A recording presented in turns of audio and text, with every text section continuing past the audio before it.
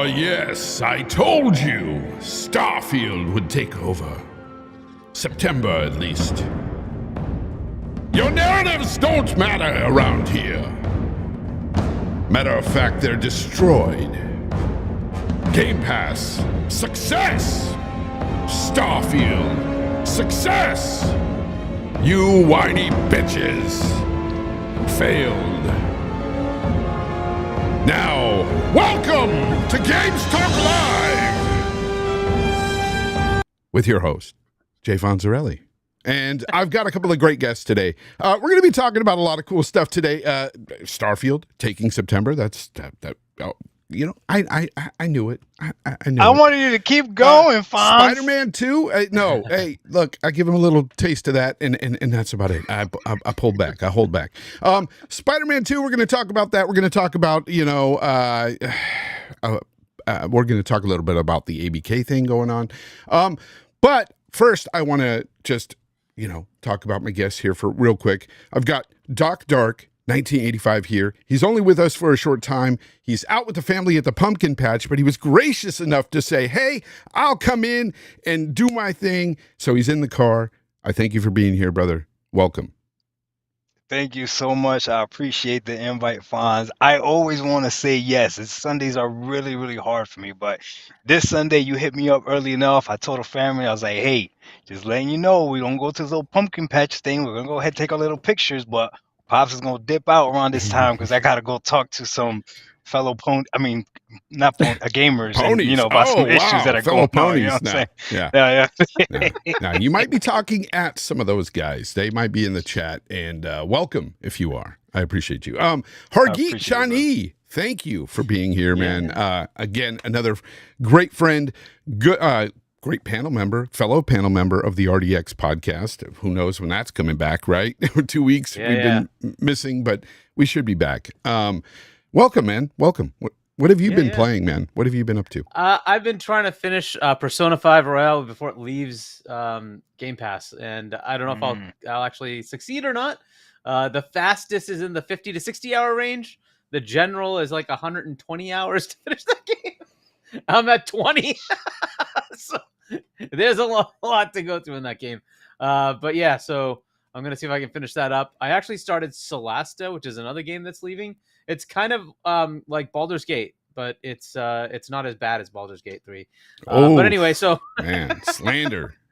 I for some reason I actually liked it better. I don't know. So I started playing that. It looks pretty cool, but I'm like, I also want to try this to see which one I like. And I've continued with Persona 5. I'll see if I can. I mean, I'd have to finish this first and then finish that one. No doubt. So and that's something you always do, Hargeet. You play these games in Game Pass before they leave. Exactly. Most of the games, Hargeet, honestly, he the value he gets out of Game Pass is like no other. Yep. It's crazy. Yep. It's crazy. Doc Dark, you too, and I know you got your kid and everything playing Game Pass all the time. So good stuff. What have you been playing, Doc? Man, chat's gonna hate me, but it isn't. Man, you know what? This chat's not gonna hate me. This chat's different. I've been playing still to this day a lot of Starfield. A lot. What's wrong with that? It's a great game. Okay. And I'm playing Halo. I've never really stopped playing Halo. The only time I stopped playing Halo was when I started playing Starfield. Like I couldn't put Starfield down, so I didn't pick up Halo. But now that I've beaten Starfield, I'm just playing New Game Plus. I picked up Halo again, and I don't know what to tell you, man. I love Halo. I know Halo's dead, but I love it. So I don't think it is. Like it's not, man. It's not, man.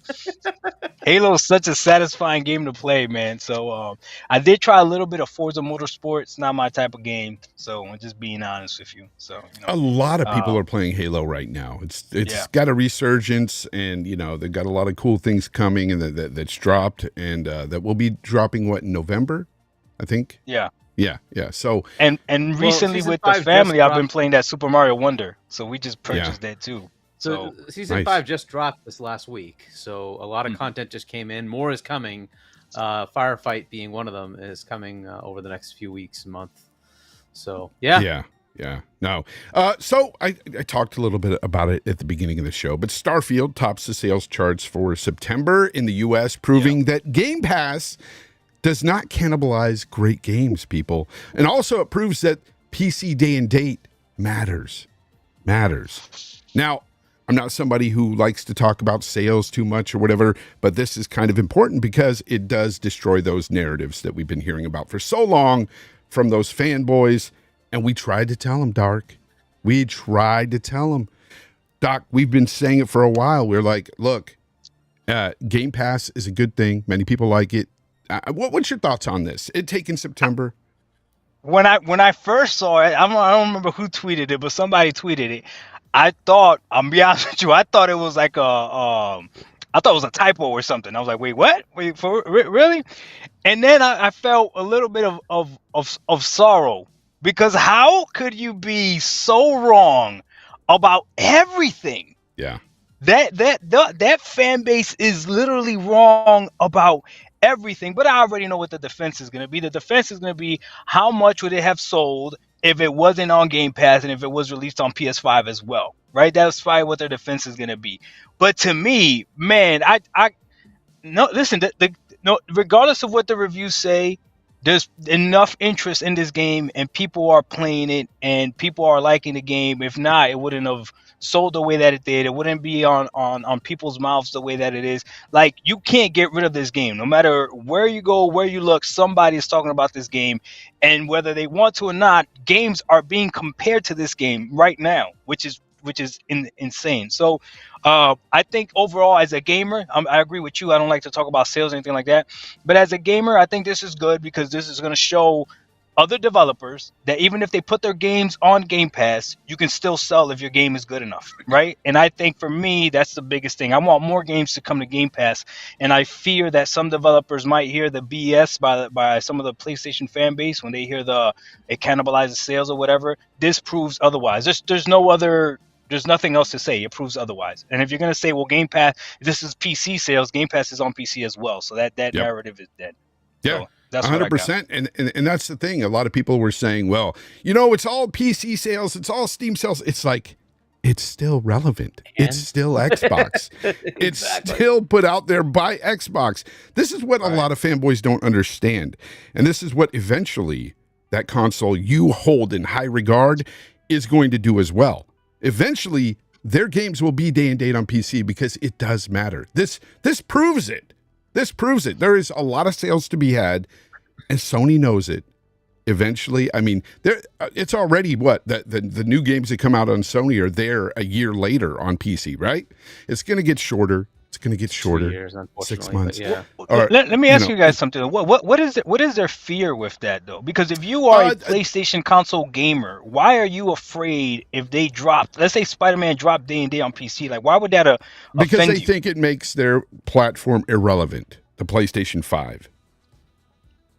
They think it'll cause the consoles to go away. Is this the console fans? Yes, or the the or are you talking fan. about PlayStation, the company? No, the console fan. Like, why does a console fan so it's anti all something being console dropped war in? stupidity? Yeah. There's no point to it from that perspective. From a consumer perspective, having the choice is much better. I love saying, oh, this game isn't performing the way I want. Like, I got a kick-ass PC. I'll just play it there. It's up to me, right, as a consumer. And hey, my save transfers. So if I wanted to play it on my console, I can. If I want to take it with my Rogue Ally, I can. Like, I love the choice. It's really cool, especially with Game Pass. I'm entitled on everything. It's just great. Yeah. From a consumer perspective, there is no reason you would want that.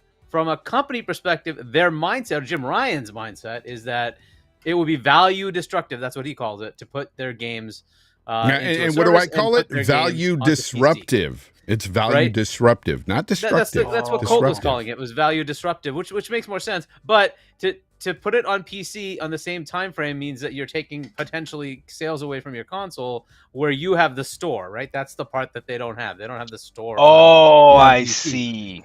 Right, so they're going to get the full $70 when it comes to the sales on the PlayStation platform. Okay, that's fair. However, the enthusiasm definitely goes down multiple years later. That's just a fact, right? If you want of buzz, course, Starfield's buzz was all over the place. It doesn't matter. Yep. You want to play it on console or PC, pick it up wherever you want. They don't care. Everybody's talking about it. Right now is the time it's going to keep getting sales, right? Because everybody's talking about it. Whether it's good or bad, it doesn't matter. People are going to talk about it. If there's the buzz, that's when you want to take advantage. Spider-Man should be on PC right now. so it could take advantage of all that PC platform user base. Where they only have like 45 million whatever consoles out there. They have several 100 million PC players that would buy it. Like just a small percent.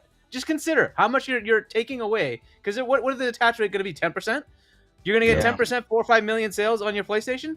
You can get another 4 or 5 on PC. It's up to you. You choose to do that. The first game had a 95 million console user base and sold 9 million copies, right? I'm talking in the first quarter. And so you're going to forego that because you're deciding, we're going to just target our 45 million whatever consoles that we have out there. That's a stupid thing to do. From a financial perspective, you would say, let's put it on PC day and date. I'll get my extra 4 million, 5 million PC sales. Why not, right? Get your money. Get your 10 million sales. Why not? Mm-hmm. But that's their choice. And wouldn't that help the game developers overall, right? It would help Sony make money. Like, who can make your money? That's what you need to do, is make your money. It's not putting it on Xbox. You're just putting it on PC. You're going to do it anyway. It's insane to me that they're so worried about that. Xbox has already decided, look, play where you want. Well, we're going to put our games out on on the PC as well as their Xbox platforms, and it makes sense. I don't have a problem as a console gamer that a PC gamer gets to play the game day and date. Like, it doesn't bother me.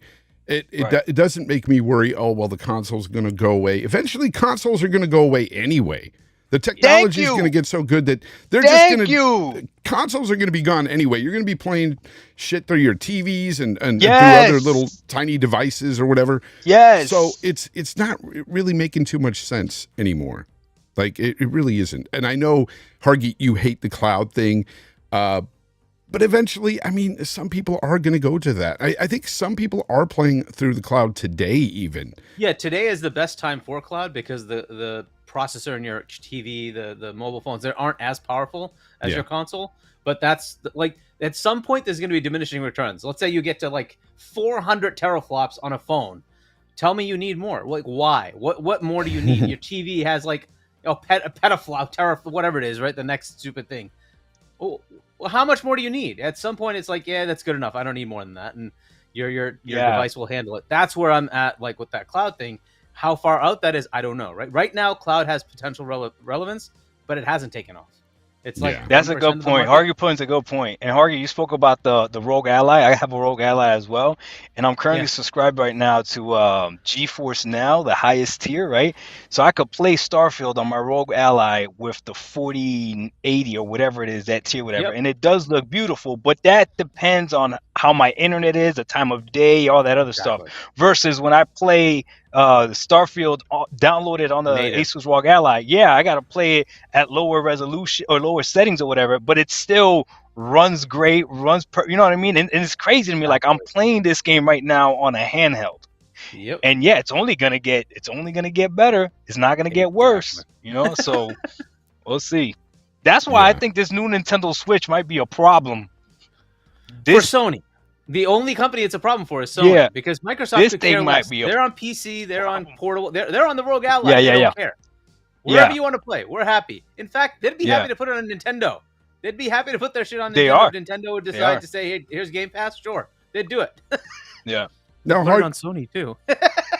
Hargeet, I didn't ask you. What did you feel about the September, U.S. sales anyway for the game being topping the charts? Did you foresee that?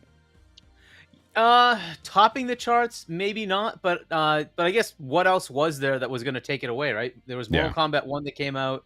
Was Lies of P that month as well, but I mean, you don't expect like a AA or indie title to really take over from that, right? So now the cool thing is it does solidify that, that Game Pass does not take away from people who want to buy, especially this kind of game where you're going to play this for years, right? And you may not be a Game Pass subscriber. You may be a Game Pass subscriber. You may just want to get the freaking collector's edition because you wanted the watch, right? Whatever it is, you decided, hey, I want to buy it. And there are going to be a lot of people that want to do it. This is what a game of the generation looks like, right? When you say, I just want to be a part of it no matter what, right? So now, is it not the game of the generation? I don't know. But at some point, if you say, hey, look, this continues to sell, it's in the top 20, 30 games sold all the time, every year, it's just there.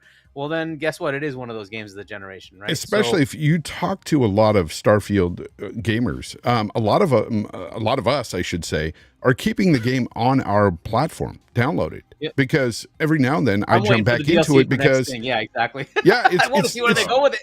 It's not a game that I'm totally just going to put away now that I've beat the main campaign. There's so much more to do in the game, and there's so much more to see. And who knows what kind of DLC they're going to be bringing out, what kind of mods we're going to get, even on the console side. There's a lot of things to look forward to.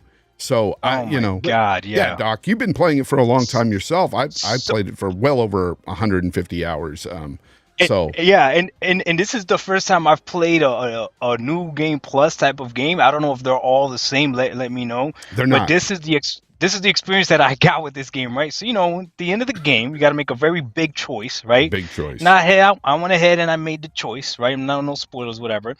And now I'm playing through the new game plus, right? And I've reached the point that I've been wanting to reach, where you get to meet that other ship. That's all I'm gonna say, right? Yeah. And on the first playthrough, I was terrified, so I didn't engage. This time around, I'm like, let's go, let's do this. But it gave me a different option now, where I can identify and be like, hey, I know who you are. You know who I am. Now what do we do? And I was like, man, that's so mind-blowing, right? Because the game is different. The game is legit different. I said the same thing to people, like the creative way they ended this game to go into New Game Plus is unlike any other New Game Plus I've experienced. And it's well written. Relevant. It's very well written. And it changes and that's why it blows my mind when I see a review or somebody say that, it's written but it's poorly. 7 out of 10. Bullshit. You bullshit. No, yes. The Last of Us 2 was written poorly. That's a poorly written game. This game is not poorly written. It's so fun. I thought all New Game Plus was like this. I was about to go back and start playing a whole bunch of other games because I'm like, this is why, because if it follows, it's not just you got a different abilities, and not just you got different power. Like no, the story now changes, and you're seeing it from a different view, and it's wild. Yeah, I couldn't believe it. It's really genius. Wild. Yeah, but I think the other cool thing about but just a notable thing about the listing that came out up to now, full year stats, Starfield is number 7. MLB The Show is number 10, a game that also launched day and date in Game Pass. You got like in the September that's a good point, Hargeet. That's a good point. Payday 3, September's NPD. Payday 3 is number 5. That also launched day and date in Game Pass, right? So all this baloney. Wow. I'm sorry, but it's just crap. It's baloney because the value destructiveness. Then tell me how these other games are faring. Yeah. Tell me how these other games are faring. So they either suck, and there's nothing to it. Final Fantasy 16 is number 12 for the year, and Starfield is number 7 for the year in Game Pass, right? And Final Fantasy 16 on one platform, which was a fail. They should not have done that. They should at least have put it on PC. But that's what you get from doing that, right? So what we're saying is Sony just needs to put day and date their games day and date on PC, as well as putting their games in their sub service. I can't stand that they don't do that with their premium service. Listen to me. I would be there. I've been saying it from the beginning. If they were to put their games day and day on their service, it would be a problem. Awesome. That would be a problem because they have the prestige, they have the install base. People are already paying for PlayStation Plus, so now you got to pay for premium and you get those games there. You know what I mean? And the people that hate subscription service are still gonna buy their games. Those people aren't going anywhere. I don't see how you lose. Yep. And this month, we have tangible evidence that people are still buying games regardless of Game Pass. I didn't even think about what Hargeet said. Yeah, there's 3 other games you just mentioned right now that are on Game Pass. Lies of P supposedly is doing really well as well. That's also on Game Pass too. Like, come on, man. Yeah. I don't know. Yeah. The cannibalizing of games is just not happening. If a game is good, people are going to buy it. It's just as simple as that, and of course you just look to the sub service. What are they at right now? Are they still around 25 mil? Or are they close to 30? Like, what are they at right now, Hargeet? Have you heard? Officially, I think it's still 25, but because they haven't actually put an announcement that I recall. but from the leaks, for we know it's Game above Pass? 30. Yeah. Yeah, from the leaks, we know Wasn't it's there a above 30. document that said 41? 41. It may be that now because remember they converted Yeah. gold into Game Pass. Oh, Core. yeah. that's Yeah. So That's that why. does Yeah. bump it up a bit. Yeah. So yeah, that's probably what it actually is right now. But if you mean like the one that actually includes most of the games, I think they're at the 30-ish million. Yeah. Before I get past this topic here, shout out to Biff Rinaldi celebrating 10 months of membership here. Thank you very much, brother. He says, playing Starfield on my Series X and on PC, 250 plus hours into that game, and I'm still loving it. Have a great show, guys. Hit that like button. Thank you very much for saying that, because I hardly ever tell people to hit the like button. But please, if you're enjoying the show, please hit that like button. And join the VIP. Join the VIP, people. And I tell all your wildest dreams will come true. I'm just kidding. You ain't got to join shit. But no, welcome. I'm glad that you were here listening and watching. But let's move on. Starfield, great job, winning the September, in the U.S., being top of the charts here. That's a great thing. It just destroys those narratives. It's awesome. But we're going to move on to Spider-Man. We're going to talk a bit about Spider-Man, people. Spider-Man 2 for the PlayStation 5, of course, is just released to critical acclaim. And this game is currently at around a 90, 91 Metacritic. I don't know. I haven't checked it in a couple of days. It's around there. 90, 91. I don't know. Making it one of the highest scoring games of the year. So, yeah. What are your thoughts so far? Have you guys played it? Any of you? No? I don't have Doc? a PlayStation 5, so. Doc, have you played it? I haven't played it, Ooh. but I saw my kids playing it. So we actually have 2 copies of it because my son bought a physical copy because he wanted like the launch edition, and then I went ahead and I had to purchase one on my PS5 for my youngest son Julian, because when he was playing on my other son's PS5, he had a game saved on there. Well, guess what? He doesn't have PlayStation Plus. So his cloud saves don't save and all this. Sony just doesn't know how to do things right. It's horrible. So I have PlayStation Plus, right? So he had to start a new game under my account, and then it could save on both. So it's ridiculous. But regardless, my kids are loving the game, and I saw them playing it, and I will say this: the game looks amazing. Yes, it does. The game runs amazing. The game is full of holding your hand, quick time events, and the illusion of gameplay. So when you think you're going through a sequence, but it's actually telling you what to press here and there, blah blah blah, so and there's no consequence. And there's no consequence if you don't actually press that button.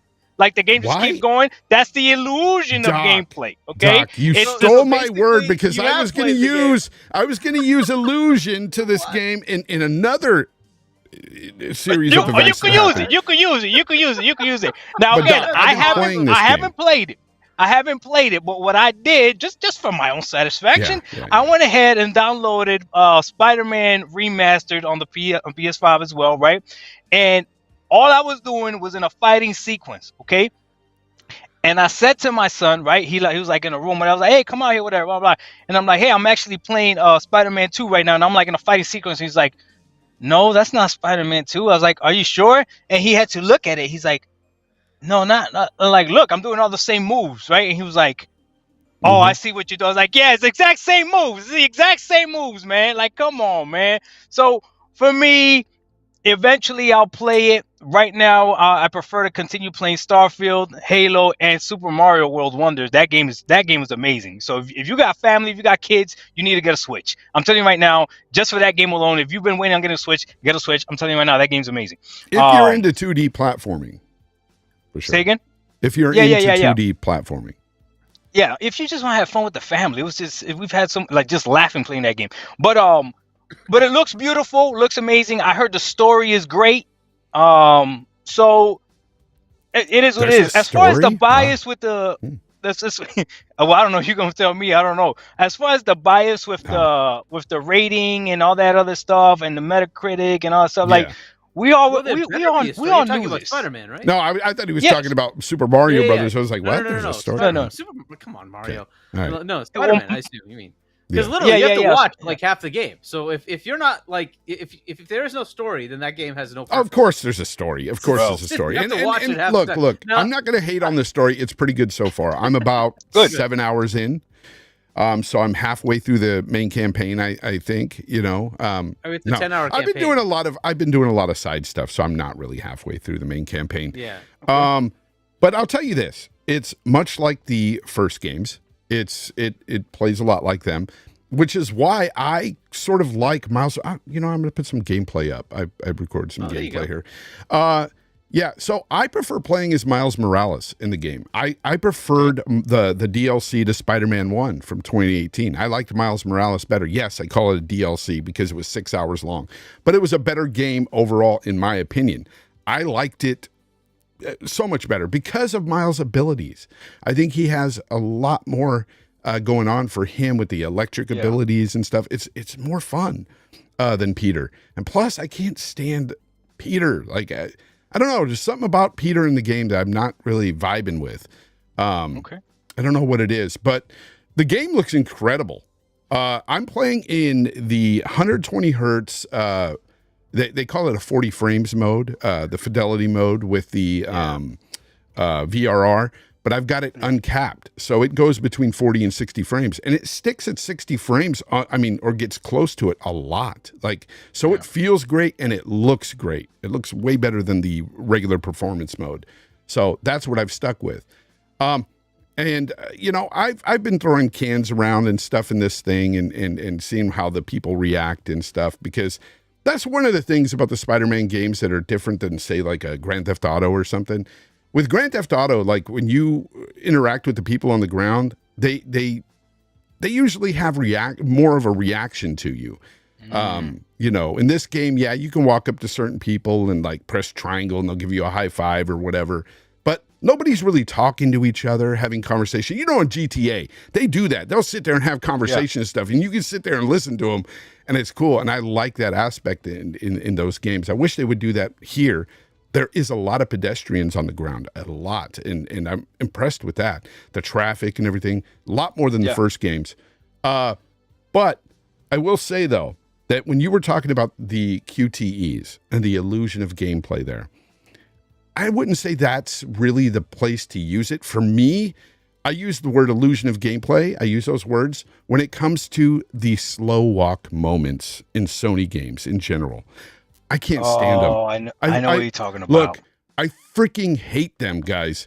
I would prefer a cutscene over walking really slow, talking to whoever I'm talking about, getting that narrative through.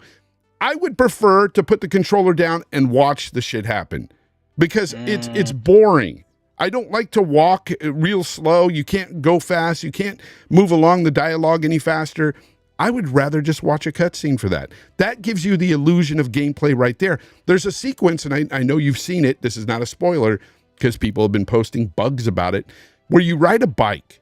You're riding a bike next to Harry Osborn, and it's literally just a small little, like maybe a 2-block segment where you're riding this bike and you're supposed to just ride through the street and get to the place, you know, where you're supposed to stop and go in. But a lot of people were trying to take that bike and go off course and do some crazy shit. And they're sitting there going, look, it's bugged out. It's bugged out. They're driving on the subway train with it. It's like, you're not even supposed to do that anyway. And I'll get to that in a minute about the bugs. But it's so boring. It's like, why am I riding this bike when this is not a mechanic in the game I'm ever going to do again in the game? This is not something like GTA where you can ride bikes through the city. This is just a one small segment to move the narrative along. I don't like those segments. I can't stand them. It's getting to the point where I'm hating these in Sony games. It's like the slow walk bullshit needs to end. They're boring. They're tedious, especially when you slow walk into a house, and you pick up like picture frames and you're staring at the picture and go, oh, I remember this picture. You put it down, you pick up something else. Oh, I remember when Uncle Ben took me here. Like, bro, I don't give a shit about that. Show me in a cutscene and just get through it. Like, I don't want to walk around the house tidying up. There's literally a segment, tidy up the house. I don't want to do that shit. I want to be Spider-Man. Damn. I want to be swinging. I want to be in the action, taking down You know, enemies. when you have a 4-hour game, you have to pad it with some of this shit. I mean, it's just the way Okay, it is. I'm sorry. I'm gonna come to the defense of this game, even though I haven't played it yet. Okay, playing a Sony game is that is what they focus on heavily, is the story driven narrative. fine. That's why when I say that real gamers game on Xbox, people get mad or whatever, because it's all about gameplay. And if you really want to play something that's all about gameplay, look at Nintendo. We even just said Super Mario Wonder. What's the story of that game? No, who cares? It's just all gameplay from the game, from the first you start. Yeah, it's just gameplay. And when you play video games, when video games were first invented, it was all gameplay. Sony was able to. I can compare an Xbox game to, say, a Sony game that has heavy narrative. Let's look at the Gears franchise. The Gears franchise don't have you tidying up a house, walking slow. No. Okay, they give you great cutscenes to move that narrative along. That's all I need. I don't need this crap. And I honestly think that more gamers out there are probably sick of that too. I don't think I'm the only one out there who thinks that, you know, the slow walk moments are necessary. Yeah. I think people like that flash, man. Like, I'm watching your gameplay right now, right? Yeah. And I remember like my son, my middle son, when he was playing, within the first 30 seconds, he got annoyed. He was like, I've played this game. Stop telling me how to play it. So I see you playing this game right now, and you date somebody, and it keeps telling you press triangle and circle to do your finishing move, and it's like after a while, like, yo, let me play the game. Okay, you know what I mean? I've talked to some friends, some comic book fans that I know, and we kind of came up with the thing that I think they do this for the Spider-Man games intentionally, because they want you to be really flashy looking like Spider-Man in the comics. And I don't think that would translate well if you couldn't do those quick time events and stuff. If they didn't do those things, like the big moments in the game where you see him at a certain angle and he's, you know, just swinging in and doing things that are crazy, and you need to do those quick time events because you can't really do that with the, you know, controller and make it look as cool. I think that's why they do have those moments. But I will say, though, they have too many of those moments, especially at the start of this game. I know it's not a spoiler, guys. You fight Sandman at the start of the game, and he's really big, right? And literally, you were like floating in front of him, not even swinging. You're like floating around, and it's just so stupid. And it tells you, hit the button now, and you're just, it's a freaking quick time event. But that whole fight is a quick time event, and see how many people praise that fight. I think it's a stupid fight. The entire fight is a quick time event. And what I want you guys, everyone that's in the chat right now, watch how many people praise the opening scene of that game. And the entire fight is a quick time event. Press L1 and R1 so you can swing things around, hit them. Then when it's time for Miles to hit them, you press triangle so you can electrocute them and hit them. And then when Peter comes, you do tap square, so that you hit. It's ridiculous, but it's telling you the entire time. So, but you know what? It looks beautiful, runs great. That's what people like. Oh, it look, the gameplay within the game, like what I'm doing now and stuff, it's really fun. But it's always those boss fights that always end up using a lot of quick time events. I wish they wouldn't go that far with the quick time events, but they do. But yeah, people, if they're praising that first fight, I think the second big thing you do, and I won't even say anything about that, is it was much more fun because you had more control. It's not taking that control away from you. But yeah, that I just don't get it. It is like an illusion of gameplay sometimes. But you're constantly getting the controls ripped out of your hands, essentially. You know, aside from pushing triangle or square when they want you to, it's just like, why do I don't know. I think they could do something better there. But look, the game, I'm not going to shit on the game completely because I really do enjoy the game. I'm really liking what I'm playing so far. I think the game is really fun. I like the fact that they're allowing you to use both characters. I use Miles most of the time, but there's designated times and areas for, like, Peter. You have to play as him. You have to play as Miles at certain points. So they force you to do things like that. But Yeah, I'm having a blast with it. It's a really fun game. I just wish that the slow walk moments, and that's with every Sony game, really. I wish those would stop because you don't see other companies really pushing that in their games like Sony games. Like Damn, they have Fonz, I respect that so much, Fonz. I hope the whole chat just realized what you just did. You were able to critique the game and then come back and still said, but I'm loving the game. I'm still having fun with the game. It's a fun game. Yeah. I'm not going to lie. Perfect. I'm not going to lie. I'm having a blast with it, but there are those moments where it's like, damn, this is not what I want. I want more action. So I just finished Like a Dragon Edition, and it has the same kind of thing. Every now and then you have to do that. They actually put, like, I think you can hold down right bumper or something and walk at their speed, because that's so irritating that you have to, like, you either walk fast and it's like, oh god damn it, I gotta stop and then wait because they're going their normal speed, right? So I get you. Those games, there are plenty of those games. Other publishers are doing the same thing. Yeah. But I'm just saying, for the most part, it's like a Sony trope. I mean, it's like their developers. It's like their thing. It's a lot. Yeah. That slow walk and man, the way to drag things out. That's really it. And then the Mary Jane missions. I don't need to fucking play as Mary Jane. I don't want to. There's nothing in me that says, "Oh my god, I can't wait to play as her." Will, Fonz. It's Spider-Man and Miles Morales that I want to play. I do not want to play as Mary frickin' Jane. Why are they pushing that on us? I don't get that. What is the point? It is stupid. Like, yes, she's a main character in the game. I get that. But you know what? There's lots of main characters in games that we don't play as. Right. There's no reason to push the stealth bullshit on us. I don't like it. Right. I hate that aspect of every Spider-Man game.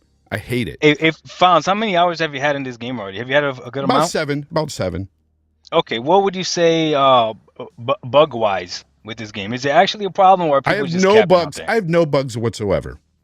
Okay, None. good. I have not seen one bug.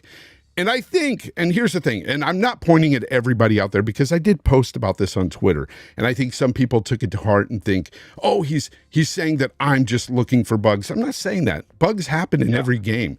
Bugs are a thing. Unfortunately, these days it happens. But I think there are those few out there, or many possibly, that are trying to create bugs, like taking the bike onto the subway train. What the fuck do you think was going to happen? Like, you're going to bug out the game. You're going to do something. And people will say this, Dark. They'll say, you know what, though? The game shouldn't bug out. I should be able to do whatever I want, and it shouldn't bug out. It's like, but who does that? Who is deliberately taking the bike off the path to go somewhere else to just do some random bullshit? Like, you are trying to break the game, essentially. You are trying to you're trying to push pedestrians into the on top of cars and stuff. Like, I don't know. It's just dumb. In Bethesda, they'll do those kind of things and then say it's broken, right? But like, nobody was NPCs. They did the same thing with Starfield too. Fanboys did the same thing with Starfield. They did. Taking pictures of the ugly NPCs at angles and stuff, and just constantly pushing that narrative that it's buggy. And I didn't have a bug field experience. Yes, I ran into bugs in that game, but it wasn't like so crazy that it was immersion breaking or game breaking.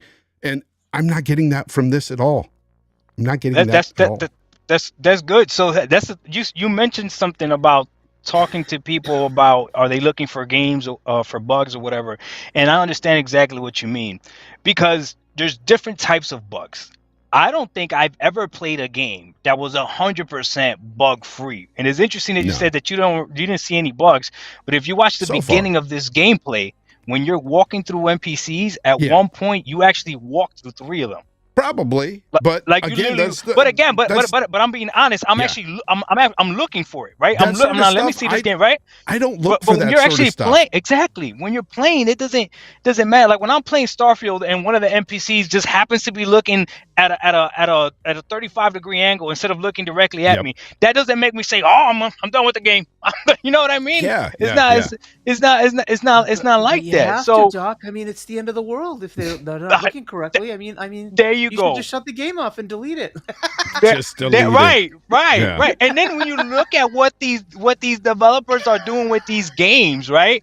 Everything else is running great, and someone decided to put a picture of a soda can Like, are you kidding me, bro? I know, Like the I know. game, like they literally turned Spider-Man into Superman because he's like glides and all this other stuff right there. Let me tell you about that too. I got to mention that. So, people, if you've heard me talk about the 2018 Spider-Man, even the Miles Morales, which I loved, I think that the gliding is much more fun than the swinging. I'm not a big fan of the swinging traversal in Spider-Man. It's okay, but I love this the web wings. I love those things. It makes it so different, especially when you fly through the little things that make you go faster, the rings. It's so much fun. It is so much fun. I prefer it big time. So I'm a big fan of that. Dude, the game itself is just a lot of fun. It's a blast. I've been having a really good time with it. They've done things to the game to change it up just enough to where it feels fresh, especially with those web wings. That does a lot for me because this game, it's all about traversal. You're always on the move. When you're Spider-Man anyway, when they make you play MJ, unfortunately, you're stuck freaking in stealth mode, and I can't stand it. I can't implore that enough. And I've seen other reviewers say the same fucking thing. They say those moments bring the fun down. And they're not wrong. They bring the fun down. Insomniac, I know you're not listening, but if you were, please stop with those missions. Nobody likes them. They're not But then fun. the game would only be 6 hours long. I don't believe that because they're not that. Those little segments are probably 20 minutes. You know what I'm saying? Like, yeah. I don't know why they want to push that. Like, show me a cutscene of her doing some stealth crap. I don't want. It's just pacing. It's just pacing in the game. And sometimes they hit it. Sometimes they don't hit it right. That's all it is. And a lot of reviewers have said as much too. Said, well, those moments are to slow it down and make you just take a breather. I'm like, I don't want to take a breather. I'm playing a video game. I want fast-paced action. Spider-Man. I'm Spider-Man. I'm not Mary Jane.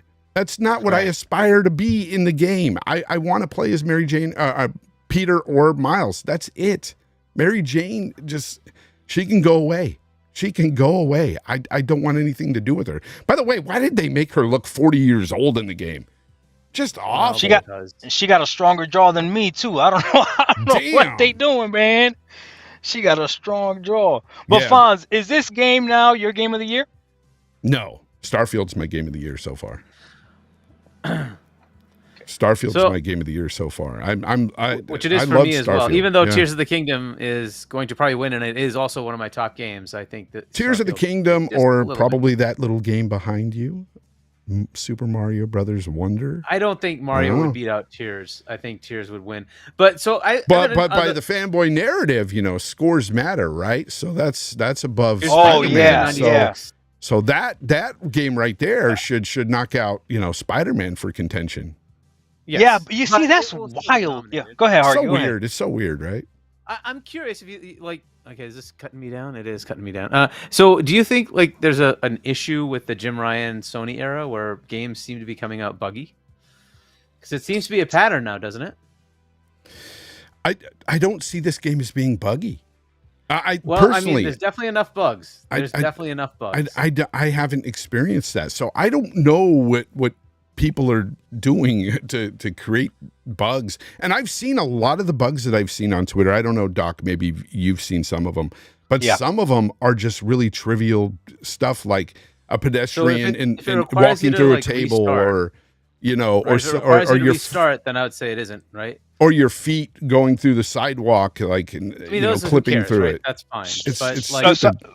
But there are times I hear what you're saying, Hargeet, but I made a video about this. I said, a bug is a bug is a bug is a bug. Yeah. The difference is you have a game-breaking bug or a bug that stops your immersion, right? And exactly. the first one, the game-breaking bug, meaning you can't progress through it. Okay, that everyone will acknowledge, right? The immersion bug, though, really depends on who you are. To somebody, that might be a turn off when you see them walking through something, right? And literally, if you watch the beginning of this clip right here that he's playing, like the beginning when he first started showing gameplay, and he's walking through, he's bumping into pedestrians. At one point, he walks through 3 of them, right? Now, again, to me, that's not a big thing. You literally bumped into like 10, and they reacted properly. 3 out of the 10 didn't, whatever, you know, that's fine. It's not a big deal, right? Plus everything else that you're doing in the game, right? Like that's fine. But to some people, okay, if you're going to call out a bug, then you got to call out all the bugs. The difference is how bad is it for you, right? And that's where this stuff gets interesting, because I know for a fact that Starfield did get hit on reviews because of bugs that were not game-breaking bugs. That's interesting you say that. You know what's the big one? You know what's the big one too? And I've seen it in almost every single game that has ragdoll physics. Have you seen someone die from ragdoll physics and then they start seizuring? Yeah. You see that in almost every single game that has ragdoll physics, right? Yep. Sometimes they fall and they fall properly, and other times they get stuck and they start shaking, right? Yep. Okay, right? That's a bug. That's not something that the developer intended for it to happen. They wanted that body to, right? But again, does it break immersion? Like, no, you understand it, right? Yeah. So here's the funny thing about that is that's one thing I can't explain to you, why the media or why journalists reviewed Starfield and they were quick to put in the bugs, but none of them were quick to put in any bugs for Spider-Man 2. I've not read or seen one talk about bugs whatsoever. However, the people around us, the gamers, it's funny. Most of the gamers that were talking about bugs in Starfield, some of those trivial bugs, they aren't talking about the Spider-Man 2 bugs either. Right. They're the ones that are defending Spider-Man, right? So it's always like this fanboy war thing. It's just a console war. It's people that made fun of Starfield, they're defending Spider-Man. People that defended Starfield are now looking to make fun of Spider-Man. They're looking for those bugs. Yeah. But why did the journalists look for those bugs in Starfield or mention them if they're not mentioning any in Spider-Man? If they're there. So I just watched ILP, right? And Addict finished the game already, and he ran into several crashes where the game just fully crashed. Certainly a lot of areas where the button presses wouldn't take. Wow. And then he got into points where he'd have to go through a succession of enemies to get to a sort of boss, and the button presses wouldn't take. He'd have to do it again. That it almost felt like every time he had to do it, it was 5 or 6 attempts to get to the point where you could do it again and again. So there are issues, right? And so you can't. Yeah, I've seen other people have the game crashing, and I've seen videos of that happening. Them just playing the game and it crashes. That's not cool. I hate that bug. And if it's not taking your inputs, that's like total immersion breaking, right? Right there, like you're telling me hit the quick time event. He's hitting the quick time event, and it doesn't do anything. You're like, dude, and that ends your cycle. You have to start again. Right. And it's like, okay, there's another 20 minutes I'm going to be wasting. Like that sucks. Mm-hmm. Right. And so, those kind of things where it breaks the game. There are some where, you're like trying to like scale a wall and suddenly you float into the building and now you're done. You have to restart. Yep. Right. It's like, well, okay, that is just a disappointment. Fine. You can accept those kind of bugs because it'll happen here and there. Right. But when it's like you're playing the game, it doesn't take your input. That really is a bad bug, right? I'd agree with that. I'd agree with that. Right. So far, I've been lucky I didn't have that happen. I would still not in the game. I would just put it as a note and say, hey, I ran into these bugs. I've noted it to the developer, and they can hopefully fix it, right? But I'm not going to ding the game. I'll just let you know that happened to me, right? Yeah. To me, that's how you should handle it. Right? I have not had that happen to me. I have not had a crash yet. I've had that in other games, and I hate that one so much because you'll get through something that's tough, and then it'll crash. And then you got to start over. I freaking hate that, man. That happens to me a lot. And I saw, shout out to Lethal Papa, Boss Mod. If you're in the chat, I saw your video of it crashing on you, and that sucks, bro. I would hate that to happen to me. So, he's a big Spider-Man fan. They don't have a lot of bugs, but like Returnal had a bunch of bugs, and all games these days, I said at the beginning, have bugs. Like there's bugs. Again, Doc said he saw me clip through pedestrians. I didn't notice that. But a lot of the Sony games generally, Did not. Just playing right? the game. They used to be really high quality. That was one of the top quality, right? That was the thing, right? So I don't know if We that's had still bugs, the case. but we Can had you really bugs call back it in. We had bugs back in the PS4 era too, though, with those games. I remember them. I would say we've always had bugs. That's what I would say. But what I don't remember is us gamers being that petty and start nitpicking that stuff. And again, There's if it's some of gamers that, doing too. it because of console wars, that's one thing. But when you got review outlets doing it for one game and not doing it for another, that's where it's a problem. One of the biggest bugs, which is not even considered a bug, is just a flat out mistake that just came out. And I shout out to Game On Daily. I saw him post it. They messed up the Puerto Rican flag and placed a Cuban flag in Miles Morales' house. Oh, that is a huge mistake. That I know to some people that doesn't seem like a big, but no, it's a big deal because us Hispanic people, we're not all the same. We're not all the same. I thought you're if all you're Puerto Rican, Latino you're X Puerto now. I thought you're Latino X, right? Right. If you're Puerto Rican, you're Puerto Rican. If you're Dominican, you're Dominican. If you're Cuban, you're Cuban. If you're Mexican, you're Mexican. If you're Salvadorian, you're Salvadorian. Like there's a lot. Facts. There's a lot. And the Puerto Rican flag and the Cuban flag, yes, are identical except for the color scheme. But when they mess that up, that's big, and they need to fix that ASAP. Like they need to fix that ASAP. A Puerto Rican household right now is flowing a Cuban flag for no apparent reason. Fix that. I saw that post. Shout out to Cassie, Classic Cage. I saw her post on it, and I was like, really? And I looked it up, and I was like, oh, that's bad. That's bad. And that again, a big mistake. No one called it out but Xbox fanboys. Well, thank God they did because they need to fix that. Yeah. So shout out to my big bro Puerto Rock 77. He was like, "Yeah, they need to fix this now." And I was like, "Yeah, we gotta fix this. Like that's not cool." All respect and love to Cubans and everybody else, but no, Puerto Ricans are Puerto Ricans, and we're not gonna do that. We're not gonna confuse the flags. That's wild. That is nuts. Go ahead. Ultraman, And you know thank you what? very much. If you don't think it's a big deal, anyone out there that doesn't think this is a big deal, go to a Puerto Rican Day parade with a Cuban flag. See what happens. Oh, yeah, I dare you. I dare you. Go. Well, I mean, one of them is an American flag, and the other one is actually a different country. Like, you just have to kind of take it for what it is, right? So, it really is a stupid mistake. Ultraman, thank you very much for the super chat. He says, "What's up, Fonz and panel? What's up to you, brother? I appreciate you being here." And of course, Game On Daily celebrating 25 months of membership. Congrats on Doc Dark and his Cuban citizenship. You see that? Disrespectful. Disrespectful. Hey, he's just as bad as Insomniac right now, right? Yeah, I can hear him laughing right now. Right, that's making weird voice. Oh boy. No. I thought that was wild, man. I didn't know what she was talking about, and then I looked at it and I was like, oh, okay, now I know. But the game is great, guys. I'm really having a blast with it. Finally, a W for PlayStation for a year that's been pretty bad for PlayStation. It's been really. Well, and a lot of people champion Final Fantasy 16. Honestly, I've given my thoughts. Apparently, I've given my thoughts on it. Apparently, it's a great game to a lot of people. To me, I don't feel like it's a Final Fantasy game. I feel that it sucks. There's that. It's not very good, in my opinion. I'm just bored with that game. Oh, really? The combat's just not good to me. I don't like it.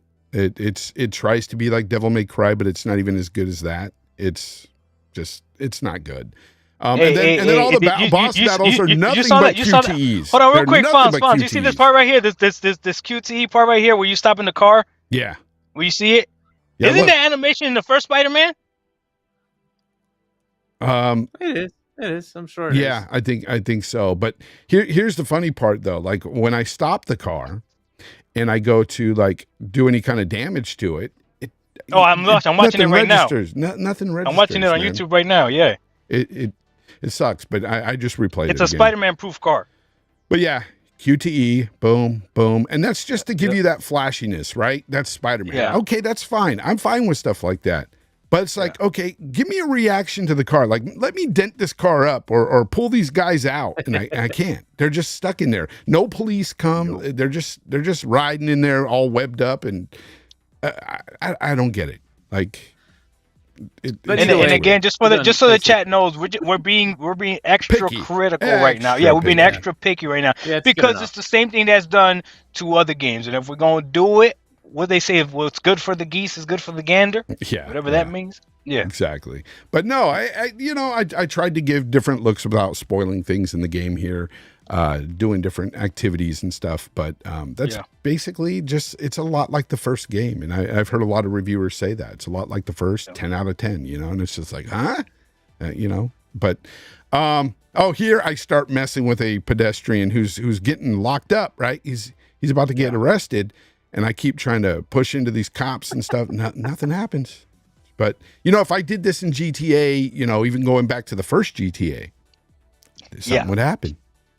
Well, okay. Oh, I'm glad you said that. Hargeet, have you heard this? I've seen this too. People said, what?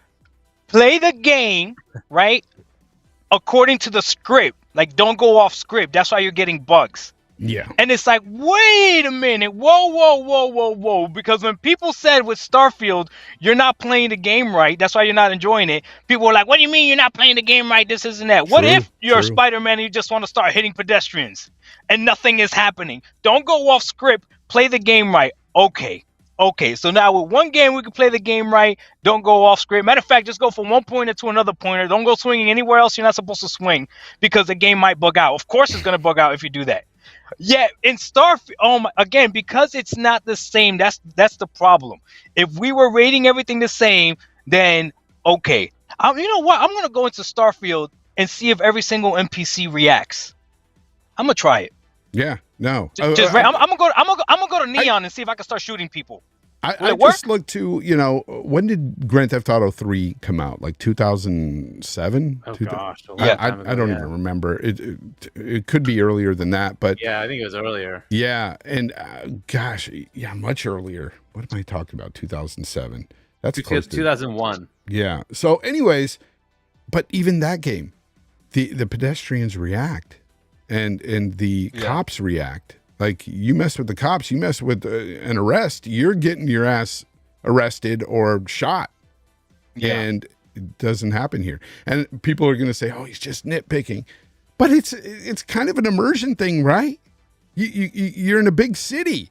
Like, you've got all these pedestrians, cops, and everything around. Yes. Why not let it be interactive that way? Why not let them at least tell you, hey, get out of here, Spider-Man, we've got this or something? Yeah. But they don't. Right. I mean, I don't want to pile on it like that, but I will say I'm just that kind of pointing thing it out. Is told about Xbox games all over the place. And it's Sony games that are supposed to be all the attention to detail, and it's supposed to be very immersive. Well, look, if you want to have that stupid thing, then now you're going to get called out every time you don't do these things. Right. So that's the way it is. Look, Sony is a victim of its own success, and the fans keep touting all this stuff. Well, then guess what? When you don't do it, you're gonna get called out. It is what it is. Yeah. And I see the chat telling me not to do it. That everybody in Neon will come after me.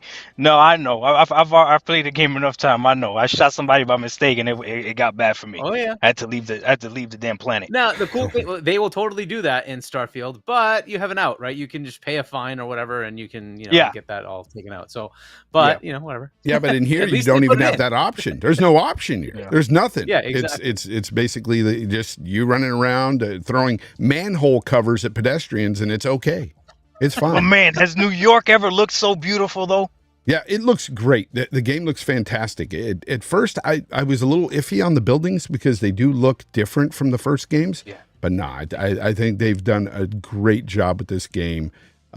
Just the details and stuff in this world is fantastic. Fonz, you got to sprinkle a little bit of positivity so the ponies keep coming back. That's how I do it on my channel.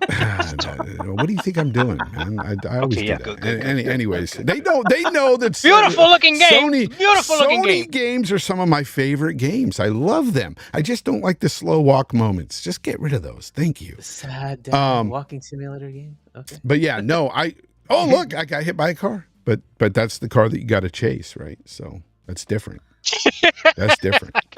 That's the little sequence that I was fighting in. These guys tried to get away. They hit me and they took off, and I'm going after them. And I think this is the part where it's about to end here because I'm going after him, and then I accidentally like land in a main cutscene. Oh, you just went through a light pole. I was like, oh man, I'm not supposed to be here. I was chasing the car, and now all of a sudden I'm in a cutscene with my uncle, and so it was nuts. So I shut it off here, but it'll start over. We'll see us. You'll see me clip through pedestrians, I guess, what Doc was talking about earlier. But again, I personally didn't see that, and I don't like look for that stuff. I'm having a great time with it. So for me, it's pretty bug free. Haven't had a crash yet. Hopefully I don't. That would be really terrible for me. And I could overlook the fact that the pedestrians they're really a nothing burger here. Yes. They don't do anything. I could overlook all that. But I was just about to say that, Fonz. The video that I spoke about that as well. Whereas play the game, don't turn off the noise of when you see podcasts and when you're watching people make YouTube videos and critiquing the game. Like, just play the game yourself and you will enjoy it. But if you're playing it with someone else's voice in your head, I said, look out for this, look out for that. So I hope, Fonz, that you don't go back to play this game and start looking at the fact that he's walking through puddles and nothing is happening to the puddles right now. Like, don't like play the game. Have fun, and you're going to enjoy that game. But you just ran through a sequence of puddles and nothing happened to the water, right? Yeah, these are types of things that would get pointed out, right? There was ray tracing, but no puddle mechanics, right? Breath of the Wild, you walk through water and you see it. The physics in that game is ridiculous, but that's Nintendo for you, right? Because there's a point in this game where I actually focus on the puddle and walk through it, and you see like these animations of splash, but the puddle itself doesn't move. There's no ripple. Yeah. So, but again, just play the game, have fun. You don't have to worry on that stuff. But Fonz and Hargeet, before I leave, I wanted to ask you guys a serious question, if I can. Is that cool? Yeah, go ahead. Okay, so I want to make sure I'm not missing something. But I feel this entire generation, people have been afraid that gaming is worse and gaming is going to die and gaming is going down and all this other stuff, and a whole bunch of different reasons as to why gaming is going to be bad. Number one, gaming is going all digital, gaming is going to die. Gaming is going cloud, gaming is going to die. Gaming is going subscription service, gaming is going to die. Gaming is too expensive to make AAAs, gaming is going to die.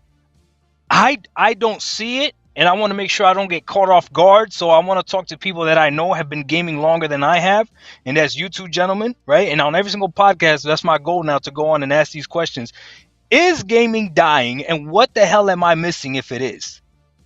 Because to me, it's great right now. Okay, so I'm just going to say that just last year alone, in 2022, gaming has reached an all-time high of a record here of $60.4 billion in revenue. Gaming is never better, has been never better. This year alone, in 2023, we have much better games than last year. So what do you think it's going to make this year? Even more record-breaking profit. People don't really look at that aspect. They just talk out their ass because, it's about console war narratives, and it's about how, Xbox is killing gaming. They're pushing towards an all-digital future, and now PlayStation is too, and this is what's going to kill it. And it's like, no, this is just evolution. This is just what happens when things get better, more streamlined. I really don't have anything other to say than it. Those narratives come from fanboys and console wars. Yeah. Okay, yeah. I'd add to that like, look, the evolution of gaming is moving towards a more mobile and PC centric world. And some console fanboys don't like that. And that's disappointing for them. But I don't know how long the console stays. Hopefully another 15 years or so. But at some point that might shift. But further generations, they're not exactly adopting the console world. They're going PC and mobile. Now, that shift may mean that the games you're playing are different. That's fair. But that doesn't mean that the games you're playing go away.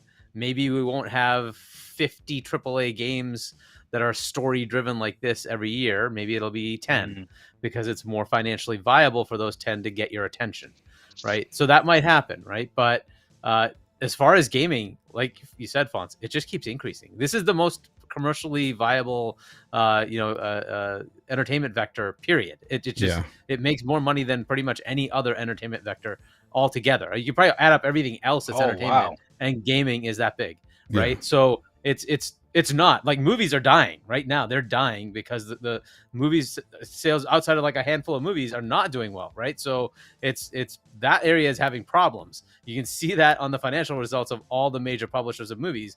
They're not going places. TV is kind of on the petering end, but even there's some downturn, right? But games, it just keeps going up. It just depends on what games you're looking at, right? So as far as the specific Sony games, they have a trajectory that is problematic, and that isn't just for me. Sean Layden said that, right? You can kind of get the hint from everything Jim Ryan's doing, saying outright that, you aren't enough. I need to go to PC to make my money back for these games I'm making, right?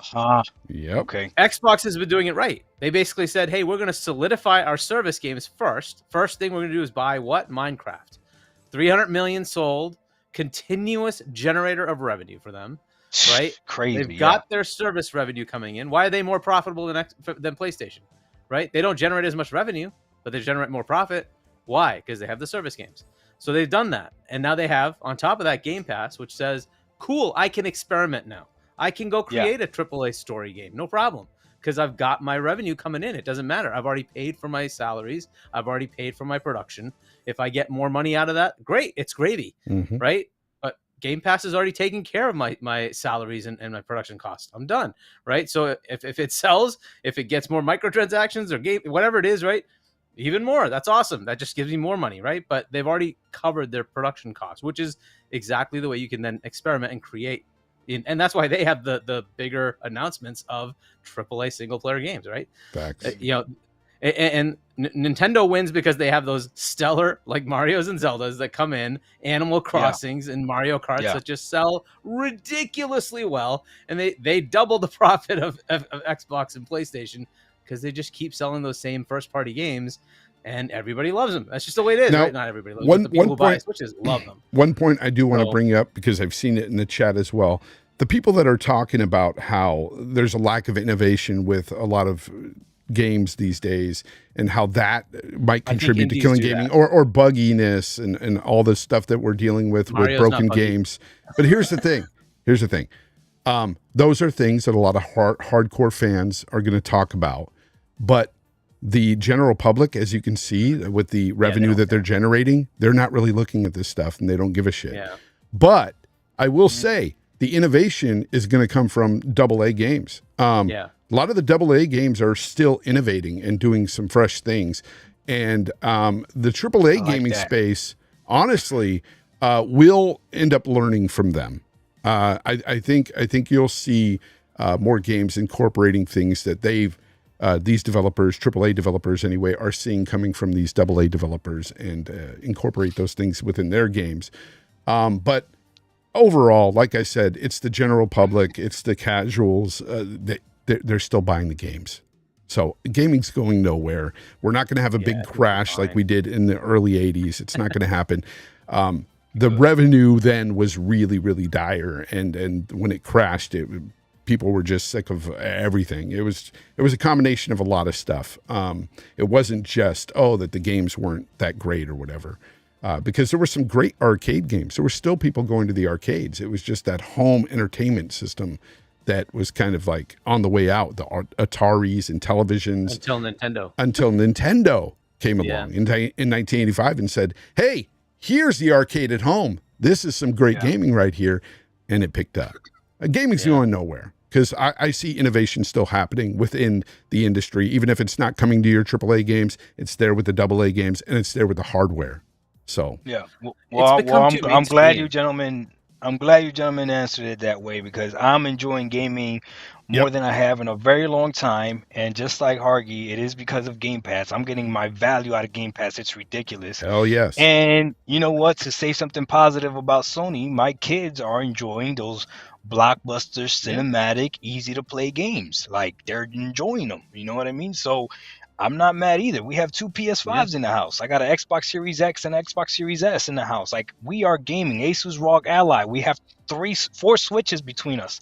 You know what I mean? So we are gaming now. And because of the Switch, we're gaming on the go. Because of the Asus ROG Ally, we're gaming on the go. Like, no, so again, for me, it's like, what is all this fear mongering going on, especially with now companies buying other companies, and the Xbox is gonna end everything, and blah blah. And I'm just like, man, I don't know, man. Let me get through Starfield New Game Plus, and then I want to go ahead and play Lies of P because I heard that's good. Like I'm not paying attention to what's happening because the way they're making this sound is like next week everything's gonna go away. I'm not gonna be able to game anymore. It's not true. I appreciate you, gentlemen. I appreciate you too. Thank you for being here. Let everybody know where they can find you, bro. Thank you, man. So DocDog1985, that's the YouTube channel, that's the Twitch channel, that's the Twitter handle or the X handle. Same thing with my gamer tag. Follow me on PSN, Xbox, Nintendo, Steam. Follow me on everything. I try to game on a little bit of everything. So I enjoy gaming. I enjoy talking about gaming from the gamer's perspective, not from the business perspective of gaming. So if you're into that type of stuff, come watch my channel. I've done a new change of heart, Fonz. I've decided because of something, shout out to Jay Barr. He called me out on Twitter. I am now changing my channel. I don't want to be known as an anti-PlayStation channel. I am a pro Xbox channel, which is different. So I could talk positively about Xbox without talking negatively about PlayStation on my channel. On podcast is free range. On podcast is free range, right? But on my own channel, I try to stay away from having Sony-centric topics because there's more than enough things for me to talk about Xbox-wise, right? I don't want to be the thing that I hate because a lot of Sony channels are really all they do is talk about Xbox. Channels. That's it. That's they wouldn't have a channel if Xbox went away. So and not only can you find him there on Twitter, DocDark1985, but you can also find him at the Pumpkin Patch sporting a Cuban flag. Don't do that to me, Fonz. Don't do that to me. Anyways, no, it was great to have you, brother. Thank you for taking some of that family time out just for us here. You didn't have to do that, but you did, man. And I appreciate it. Thank you very much, man. Until hey, Hargeet, I'm going to catch up, dog. I'm going to catch up, Hargeet. Yeah, you got a ways to go, bro. Wait, there's levels to this. There's levels to this. That's right. There's levels, yep. We out. Take it easy. All right, guys. Peace out. All right. And then there were two. Yeah. Thank you for sticking around with us. I saw some of his fan base just up and leave. It's okay. It's okay. We'll be okay. But no, I love having Doc on. He's a great guy, man. It's fun. He's a fun guy. Of course, everybody knows he's the brother of Porter Rock 77. It blew my mind when I found that out. I was like, really? And then I kind of see a little resemblance. But no, he's not Cuban, people. He's Puerto Rican, and it's just a joke. It's just the slander joke that's going on with Insomniac, I guess, and their flag within Spider-Man 2. That's crazy to me. But let's go ahead and move on. Let's talk about Activision Blizzard real quick. The games aren't coming until to Game Pass until next year, Hargeet. That was kind of shocking. Yeah, what they were, at least from the interview we had with Phil, right? With and it's an internal interview, of course, but so obviously that was all staged. But what they said. What's your favorite color? Red. Yeah, I mean, obviously. Stop. It's these companies. That's what they do, right? When you get somebody big as Phil, they have to pre-screen all the questions. That's what happens. Obviously. Yeah. Phil had all the answers. Come on. Yeah. Right. So it he said basically that with ZeniMax before, they didn't have the assumption of potentially not being able to buy them, right? So it went in with hey, this is going to get approved. It's not going to be even looked at phase 2. We can start talking to our friends over at Bethesda to say hey, maybe we can start putting together what it's going to look like on day 1, day 10, day 100, whatever, right? As far as what games are coming in. Yeah.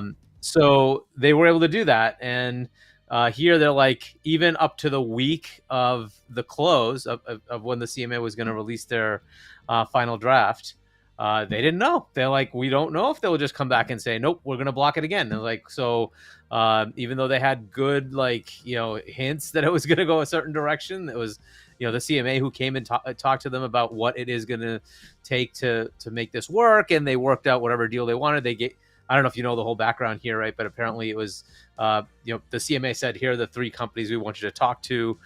You can pick one of these to give the cloud gaming rights to. And they picked Ubisoft because they had the better relationship with them, whatever, fine. So did it ever detail who the other 2 were? Well, somebody knows, but Okay. so I think it was. Is it Tom Warren who was on? I think it was Tom Warren who was on ILP. Was saying he knows which ones the other ones are, and maybe at some point he will. Ooh, I bet you one of them was EA. I bet you. But and Phil was like, "No, they're the devil. We're not going to deal with them." Yeah. So, well, I mean, they have a good partnership with EA as well. But anyway, so either way, so they went and did that, right? But they still had no idea whether it was going to work or not. So, like, we're not going to make any, coordinated work with ABK on what games could come in. I still think they should freaking try to get freaking Call of Duty Modern Warfare 3 into Game Pass Day and date. And it turns out, this is breaking news as of today, Microsoft is doing the marketing now for Modern Warfare 3. I saw that. So, yes. So that means that the agreement that they have with Sony does take away the marketing rights. It gives it back to Xbox. Wow. Isn't that crazy? Because Sony did have the marketing rights. So, yeah, so wait a minute, but how does...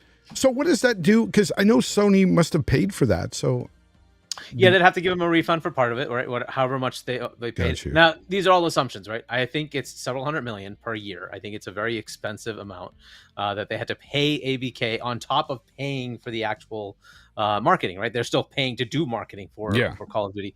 So I think there were parts of it they already started, and then they also got some of the benefits, right? So they probably had a pro rata of how much they would benefit they've already gotten. They had the beta earlier than Xbox, right? So that's something they got as a benefit, right? So I don't know if there was some negotiation there or whatever it is, but they could just give them back the money, or Microsoft just said, to hell with it, we'll just give you the whole bloody thing back. Here you go, here's your check, go away, right?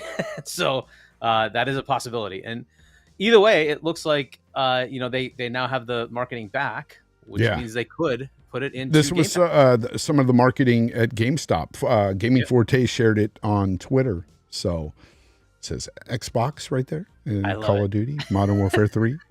So I was pretty shocked by that. I didn't understand how they could do that, but you're right, they could give them a partial refund. That makes a lot of sense. And I'm sure they negotiated that as part of the deal, right? To say, hey, because Jim Ryan was looking to get out of it. I get it. I understand. If you're gonna everybody on the planet knows, because this is a massive freaking acquisition, right? Every financial analyst in the world is like, Microsoft just bought for $70 billion, blah, blah, blah, blah, right? And so everybody knows already Call of Duty is Microsoft. It's like, okay, so if that's the case, why should Sony spend their very, very large amounts of money on marketing your game, right? I get it. I totally understand. But with that comes that they could put it in Game Pass. And I still think they should put it in Game Pass, but I guess they're going to wait till next year to actually iron out how they're going to make that all work. There's still, and we probably don't even pay attention to it, but there's still a gamers lawsuit. Mm-hmm. And that does preclude them from really fully integrating. And I don't know what that really means, right? Because they're under, I believe they did get the judge did allow, saying you have to keep them separate until we resolve whatever the heck's going on here. But you can go ahead and buy them, right? You can acquire them, finalize your acquisition. So I don't know what all that means, right? So can they go full bore and do what they should do? I don't know. Can they put it in Game Pass? I don't know, right? Mm-hmm. So these are things that we'll just have to work through, and we'll see what happens over time. I don't know if they're holding off because of that, right? And hopefully that stupid lawsuit just goes away. Look, the gamers lawsuit is a joke, but it's intended. They basically just want a payout. I hope Microsoft takes them to the cleaners and instead says we're countersuing for all the crap that you've done to us and all the bad name you've put us through and all the slander, $14 billion, and shut up. Oh man. But anyway, right, whatever. So they could really do something, but they're not going to. But that's I wish they would, because that would stop these kind of stupid things. But either way, so I don't know how much that gamers lawsuit is going to disrupt things, and when that freaking thing just goes away. It needs to just stop. Lena Khan's continuing her thing, but that doesn't matter because no judge has ever overridden a federal judge before. So I highly doubt that that's going to take anything. So it's done. But there are these stupid restrictions based on the gamers lawsuit. So yeah, that's kind of the thing. They're not putting anything in until next year, and I don't know when next year. Is it really just, hey, we're okay to go ahead? We just haven't set up things with ABK. To me, that seems like bullshit, because really, it's Microsoft's console, Microsoft's storefront, and they could easily just say we entitle. That's it. That's all, all they have to do is say we entitle you to be in Game Pass. That's it, right? So as far as like the contractualness of it, this is a fully owned Microsoft game now, right? There's no, hey, somebody else owns the Call of Duty license. That doesn't exist. It's all Microsoft. They could easily just take the game and say, we're putting it in Game Pass. But so I think it really is something else. I think it's something like the Gamers Lawsuit or something like that. It's causing them to not be able to. That'd be my guess. Yeah, Capano 5150 in the chat says Microsoft really should have had at least 3 ABK games ready to be dropped in. It's a big L, according to him. And it is sort of an L to me, think too. It is, yeah. I agree. I wish that they would have had like Modern Warfare 3 at least dropped there day and date this year. Or even just like take the original Modern Warfare 3 and put it in, like the one from the Xbox 360, and just throw it in there. But you know, they haven't even gotten that. So I think it's more to do with legalities than anything else. Probably.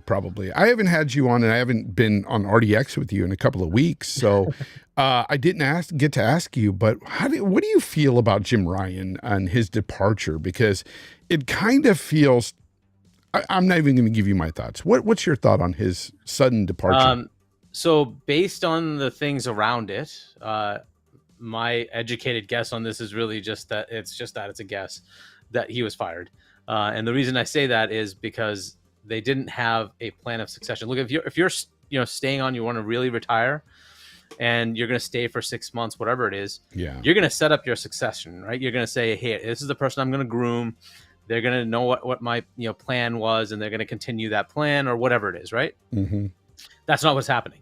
Corporate's coming in and saying, we have an intermediary CEO of PlayStation coming in from corporate, the chief financial officer or something like that, right?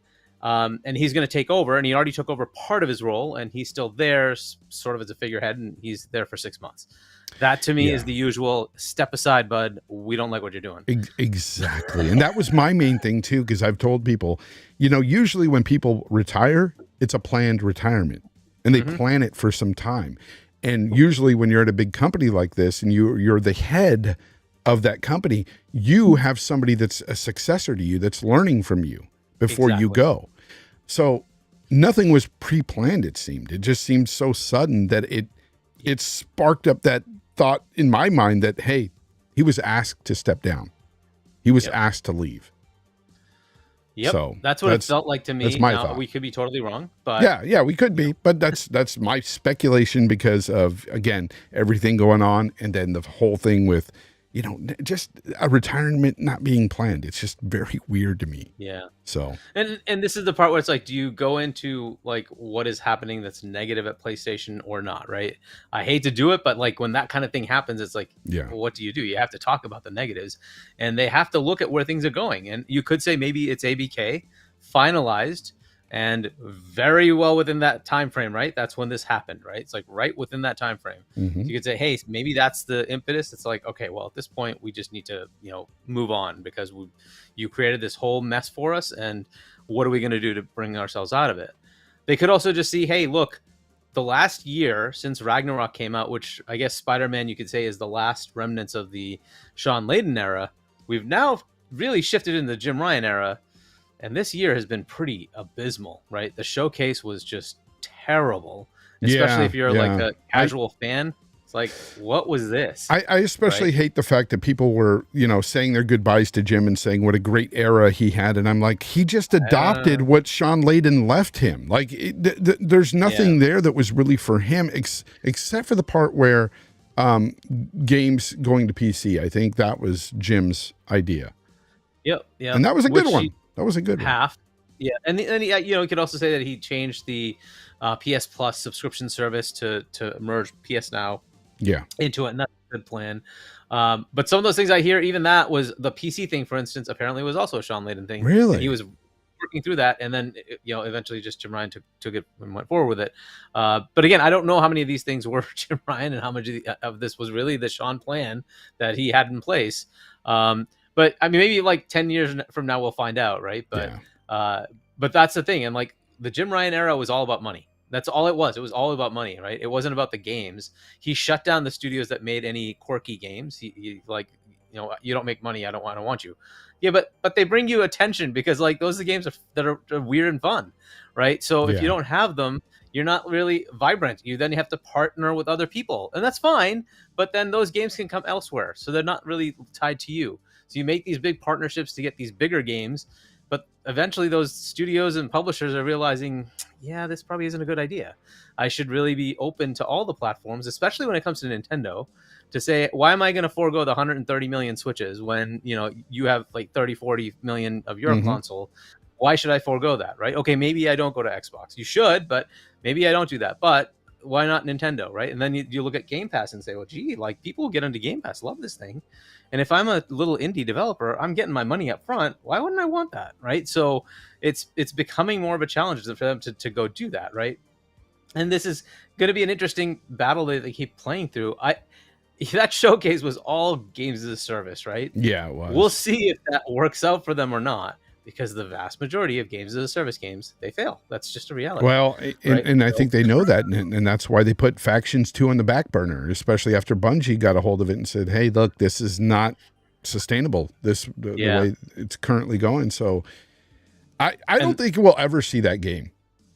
Yeah, I think it's done. And then we hear rumors that other studios were starting to complain because they're all being told you need to live service your game, and they're like, "Well, but I don't want to do that." Like, you see, that's where Xbox they did so right by getting games like Minecraft.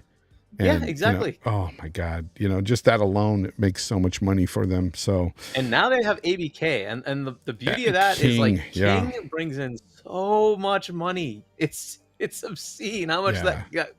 And then on top of that, they have these live games with World of Warcraft and whatnot. They're just going to be raking in the money, right? So in the Game Pass part of it doesn't matter. A lot of those are free to play, right? So if you have like Overwatch, it's a free to play game.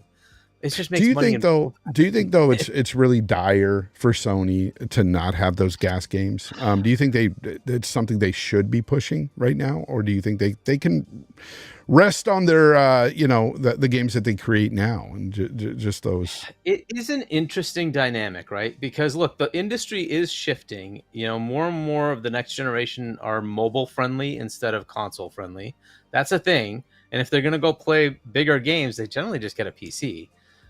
So I don't know if that's going to be a problem for them. Nintendo has its fan base and will continue to have it, because no matter how you cut it, if I were to get a console as a starter console for like a 5 to 10-year-old, it's going to be a Nintendo. It's just so obvious that that's the right path, right? So you would do that, and then they would grow into whatever they want from there, right? I want to play online games, I'm going to go get a PC because it just does everything, right? And that's generally how that path has been going. For don't Sony, don't you think though, for Nintendo, it's really about that handheld market though? It could be. I really think the Switch is really that. Well, because even the other consoles were good. I know, but right? the Wii U was not really. But the Wii U wasn't marketed right, so like people just thought it was an expansion to the Wii, right? And so nobody ever understood. Hey, this is actually the new console. You can't call it Wii U. You got to call it like Wii 2 or Wii Pro or something like that, 2. So people realize, right, that Weenie, like the Switch 2. Knee is the 2 in Japan, right? Yeah. So you were going to go on to say about Sony. You were going to say with Sony. So with Sony, the problem is like they make a specific type of game now, right? And now they're trying to transition that into games as a service. All of that is up in the air now, right? So if those games don't make back their money, will that continue to happen, right? So the next CEO has the challenge of figuring out, how do I continue on the success that we've had, where we keep making them more and more expensive, right? And how do I make that happen while the return may not be there, right? So like at 10 million, you'd have a budget of around 10 million sales of the game. You'd have a budget of around maybe like 300-ish, right? Million, something like that, 250, right? And that's kind of where they are now. If that game doesn't sell 10 million, what do you do? Why do you think Jim came in and said, hey, you're not going to make another, Ben Studio, you're not going to make another game with Days Gone? Was that Days Gone? Whatever. Yep. Why was that Sean or Jim? Either one. But the reason that would happen is because they didn't get to 10 million, and it costs a lot of money to say, okay, even if the first game was only like a 70 million budget, I'm going to want to spend 150 to 200. I need you to sell that 10 million to break even and get me a profit, right? If that's not going to happen, how's it going to work, right? This is why the Game Pass model is so convenient. That problem is solved already. People pay their monthly subscription. All the salaries are taken care of. Your production cost is taken care of. All the sales are just gravy on top of that. So it's like, good. Yeah. That's profit. I don't have to worry about it. I can make the game. It doesn't matter, right? Whereas that is going to be a problem for them. So they're going to have to figure out how to make that work, right? That's why Jim wanted to go in the live game thing. fair enough. If one or two of those take off, it might give them a lot of revenue, but it's not easy. And no, it's not. That's the biggest part, right? They got to find something that sticks. And I think that's what they're doing right now is they're probably telling all their developers, hey, make a gas game, and they're going to see which one sticks and, hopefully make some profits. But that, that's telling hard. Studios that are single player focused make a game that's going to be live service. They're very vastly different, right? Like, you're just explaining how Spider-Man is. Spider-Man is this, I have a 15-minute battle, and it's going to be segmented, and there's going to be these, cut scenes that go into a quick time event into which you can actually do some action, and then back to a cut scene. Like, that does not make a live service. That's just not a live service thing. Live service games need a quick 1 to 2 minute game loop where you can die and come back. And that kind of thing just doesn't work when you're making single player games. The mindset is so totally different that you just can't. That's why it never works. You can't tell the Mass Effect team go make a live service game. You get Anthem. There's no story. It's a crap game, right? Because they don't know what to do with that, right? It's it just doesn't. I don't know. It's just not. I don't think it's a good thing. I think the Sony studios, if they continue that path, you'll see a lot of the talent leave and go make an indie studio. That is the part that, I fear most, is that their talent will start leaving in droves if they're pushed to make something they don't want to create. It's not because good. That was something that, Bungie didn't want to no longer make Halo. That's why they, left that franchise. Yep. And even them having the big multiplayer game that they had, it was a while before Destiny worked, before they could get that live service running, right? Look at 343, same thing, right? It takes a while to get that live service. Right? It's not easy. It's very hard to do. It's, like Phil said, the best thing to do is let indies make those kind of games. And if it sticks, put the funding into it, right? Because that makes more sense, because that way you don't spend $200 million on a game that will flop. You're better off giving that to a team that's going to make a AAA blockbuster like this, like Spider-Man. Hopefully it'll get its money back, right? So I don't know. That part has me concerned. Now, look, these are smart people too, and obviously the finance guy came in and said, I don't like what you're doing, I'm going to take over. So something's up. So I would have to assume that they've seen that, hey, this path does not lead to us being profitable. I don't know from a console perspective, because it keeps selling, right? The PlayStation 5 just keeps selling and selling.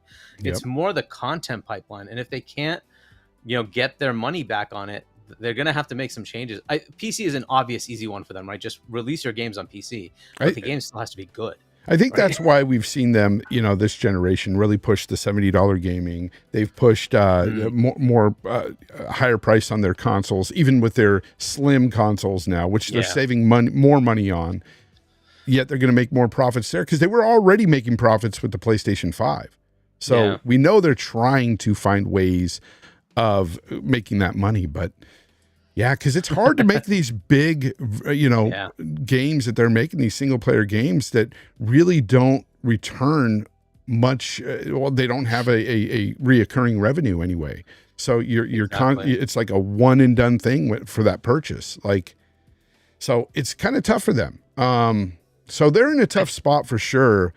That's why I say, man, if they really want to keep going the way they're going, they're going to have to do PC day and date. They are. And the other thing is that to focus on mobile. And, so they need to go buy a mobile publisher of games, right? And, forget the console part of it. Mobile is a lot of money, and you can't just leave it off the table. You have to bring it in. True. They bought one studio with 5 people in mobile. I'm like, dude, and they don't have no game. I'm like, come on. That's no. You need to do what Microsoft did. We need King. You need to go buy somebody like that. Freaking Sega went and bought Rovio. That could have easily been PlayStation. Go buy somebody like that. That's going to just generate revenue for you. Exactly. You need to do it. And anyways, you know what, Hargeet, it's been an awesome show. Unfortunately, I've got to cut it. I've got to cut it now because I've got things I've got to do today. But I want to thank you for coming aboard this week, giving us that knowledge that you have and talking about everything gaming. I appreciate you so much. Let everybody know where they can find you. Because you're not on social media. I'm not on social media, no. But you can find me on Discord, Chani. You can find me on, you got it there. My gamer tag on Xbox is also Chani. So hit me up there. And then you can find us hopefully in RDX sometime soon. Dealer has to set up his computer and all that stuff. But it's not just that. Apparently his internet at where he is right now is not good, so he needs to get something fixed there. Yeah, he's in the middle of a move and everything. And it really sucks. Yeah, so he'll figure that out, and hopefully we'll get RDX back on the air soon. That'll be Tuesdays. Fonz and I are there with Zocker and D and Dealer. Tuesdays at 8 p.m. U.S. Eastern Time on Dealer's channel, and then I'm also on Boom's Primetime Gaming channel, podcast on the Double Barrel Gaming channel, 7 p.m. U.S. Eastern Time on Wednesdays. Nice. So check that out as well. So nice. Well, thank you very much for being here. Real quick, I do have one last super chat to get through here. It's from Highlander001.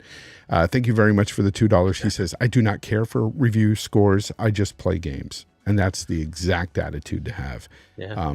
As long as you like a game, it doesn't matter what anybody else thinks. You continue to play that game. Have fun. Just like the rest of you, thank you for being here. Chat, I appreciate you every week, week in, week out. I get some of the best chat there is. Honestly, I hardly ever get trolled, and I appreciate that so much. You guys are awesome. And everybody listening on those streaming platforms out there, I'm moving up a little bit. You know, I can tell a lot more people are coming and listening. When I say a lot, I mean, could be 30 more this week. But anyways, people are listening on the streaming platforms. I appreciate you. But if you want to come check out the show every Sunday, right here, 3 p.m. West Coast time, 6 p.m. East Coast. With that said, though, everyone, until next time, game on.